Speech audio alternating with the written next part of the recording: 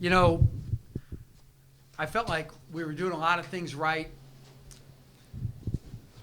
And, you know, we missed a lot of inside shots early. A lot of missed layups, too many missed layups, shots we had made the previous time we played them. And then we lost the one-on-one battles late to Maldonado and Ike. You know, you have to credit them. They force you to do a lot of things, but they just, you know, eventually against Wyoming, you're going to end up one-on-one.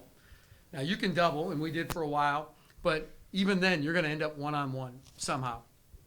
And you got to try and win that battle or win some of them, you know, and for a long time, it didn't feel like we won many of them, which is why Wyoming stretched their lead, of course. So it was disappointing from that aspect. Tim, first half, I think it started out similar to the last game, a little slow, but what kind of determines the off-ball movement or the isolation and whatnot? Then it really picked up in the middle of the well, half. you know, we run a variety of sets and stuff like that, and some of them are designed for screen and roll. Some of them are designed for everybody to touch it and have a little more rhythm to it. Really, tonight, what I was disappointed was, and I don't know what our assists were, but just off of my, you know, from what I saw, I didn't see when we're good, which is the ball goes in the paint, we kick it out, we make an extra pass, hit a three. We didn't do the extras tonight. We didn't have the extras tonight. And that's why I think our offense suffered, is we weren't in a position to drive, put it out there to another guy, make them close out long, either drive it again and keep moving it. This is I thought, our worst effort offensively that way in terms of sharing the ball and playing off those assist passes. Yes, Coach. So Majak Quath, this is only his second game this season, but he had a real breakthrough with 13 points and 6 rebounds. And it seems that he was putting Wyoming on skates by drawing some and one. So tell us about his development over the season. Yeah, here's a young guy that, you know, had shoulder surgery, and we were, you know, going to redshirt him, and then he came and goes, Coach, I can't. The team needs me. You know, we were down to 7 guys at the time, and he goes, I want to play. And you know, and you know, we really hadn't, because he was going to redshirt, we hadn't had him up with the first team really at all. And you can see he's got some real length, and he finishes at the basket. He was a high percentage shooter in junior college, and played at a high level in junior college, and he's done a good job for us. And he's just trying to figure out what's going on. I would expect him to continue to be better for us. All right. Matt from the Spear. So I wanted to talk about Amy's chase down block on Ike. I mean, it was huge, made everybody jump out their seat. What was it like to see that? Because he had a frustrating start to the game. It was 0 for 6. Yeah, you know, he got hurt yesterday, and his ankle was swollen up. We had him in treatment. He missed practice yesterday. He hurt it right in the first drill, right, in practice. And his ankle swelled up pretty good. We got him working rehab last night, acupuncture first thing this morning.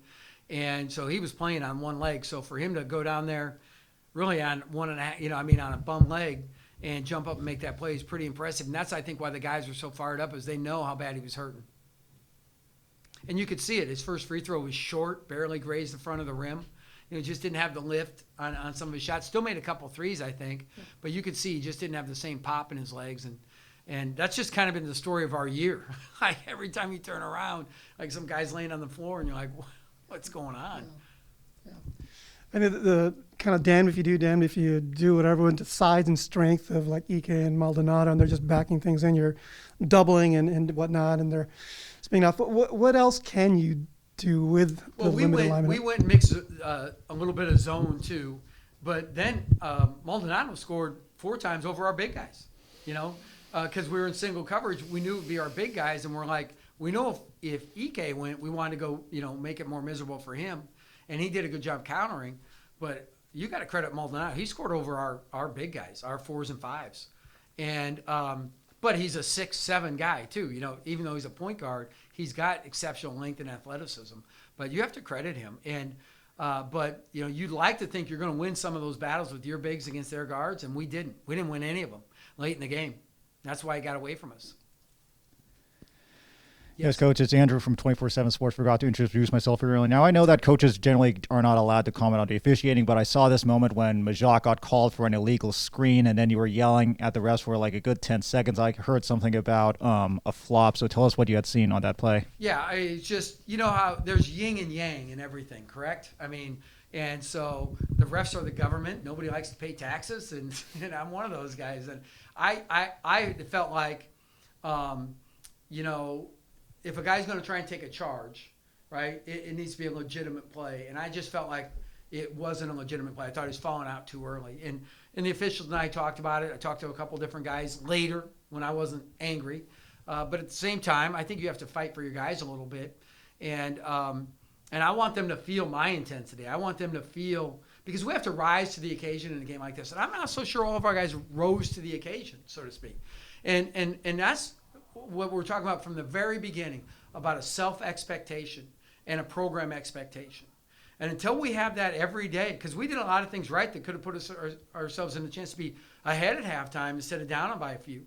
And so sometimes as a coach too, it might come out toward the refs, it might come out toward the players. They need to feel that intent. A coach has got to see if he can rally that and stir that in guys. Sometimes it works, sometimes it does not. I'm not that way all the time, but I think there are times that you have to be that way. And that was part of the whole deal too. It wasn't just me mad at the refs. So in the second half, Amy and Majok combined for 21 of the 23 points. Yeah. What did Wyoming do defensively that led to that? You know what? I think that was more on us. I thought some of our guys were passive. We had a couple things, a couple sets. Yeah, out of a timeout, we had one of our players run an action incorrectly, and it was for him, and he had a bad night.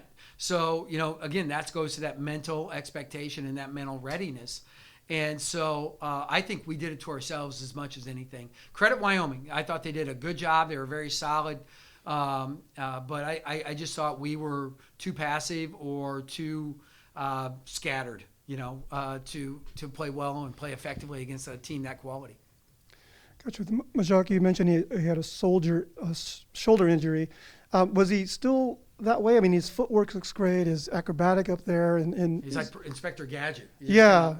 Out, right? So how was his readiness coming this part of the season? Well, his conditioning is awful, and his mental readiness in terms of just knowing the play package is not good. Now we've already had stuff in and stuff out. Like he asked me the other day, "Hey, what about this play?" I said, "Yeah, I quit running that in August." You know, I mean, like, because that's the last time he played was the summer, right? And so, just God bless him for being out there trying to compete. I'm grateful that a young guy like that is giving us all and trying, and he can help us, and it is helping. And we're doing things better, even though the results are, if you're fatalistic and you're only on wins and losses, it's bad. But quite frankly, I feel better about where we're at today than we were 2 weeks ago when we had 7 guys, and like 4 of them were freshmen and 5 of them were 6 feet. So, Coach, when I heard the story about Majok having the shoulder surgery and then telling he wanted to play, I was thinking about the situation that you had inherited when you first got the job here. Do you feel that the team culture as a whole, when you look at Majok's can-do attitude and wanting to get on the court, do you feel that the team culture this season has changed for the better? I definitely think we have a can-do attitude. I think that we started the year with a not sure attitude. I'm not sure we can do it. And I truly feel, even though the wins haven't been there, that the guys have developed a better attitude that way. We still are not where we want to be with that self-expectation. But I think that we realize that, and the only way is to identify your errors, to identify what went wrong, and try and correct it for the next time, and then do it over and over and over. And that's not easy. This league is legit, and this is a team that's first place in the league. And so anything that does go wrong, they usually make you pay. It's a curiosity question. I can see Coach Miller Kill there. The cat, Yeah, I don't mind. I got a couple more lives. Coach Miller is pretty engaged every game in the first part of the first half and whatnot. What is he assisting or helping you? So each game, an assistant coach might be calling some of the offensive plays. We'll meet, do some of the offense, but if I'm engaged, I want them ready to call a play. And so I have to talk them off if I want to call a play. I might say to them, next 2 possessions, run these 2 plays. But I want them calling the plays, okay? Second of all, there's a coach with a defensive game plan. They've got the scouting report. So they're responsible for defensive matchups. And oftentimes I'll let them make a sub if they want a sub or whatever it might be. I think you have to give your staff that freedom. couple things. One, it engages them. Two, I think sends a strong message to the team that these guys are important players. It's not just so when they're in skills, drills, workouts, or whatever, they know this guy has an impact on my future, whether it be playing time or whatever it might be, responsibility. And David had that tonight. Yep.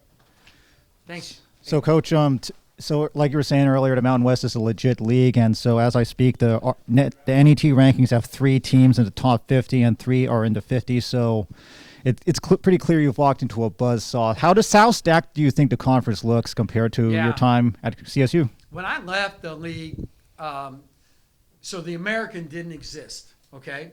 And the Big East wasn't quite what the Big East is now, all right? But it was a 4th rated conference the year after I left and the 5th rated conference the year I left. And we're 7th this year, but they added a league, right? They split up some stuff and they added the league because the Big East got it way smaller. And so you look at those numbers, 5 and 6 if it was the old days, and right now we're 7. And I think it just tells you a lot that you know, right now the league is old, it's well coached, you know. San Diego State has been kind of the torchbearer for a long time. Boise's got 6 seniors, right? They're really good. This team has got a senior that's an all-conference point guard and an all-conference big guy. They got maybe 2 guys that could be all-league, and then a whole bunch of guys that can hurt you with the shot. They're well put together and well coached. And then you look at Utah State's really good. How about Nevada, who's got ultra talent, was picked way high in the league, and they're 9 and 10 and 13 or whatever they are. And so that's how good our league is that good teams have losing records. But it's fun, man. This buzzsaw is what we signed up for, and we're excited to be here. We're excited to put a team on the floor that's just like the rest of those guys. Thank you. Awesome. Thank you, Coach.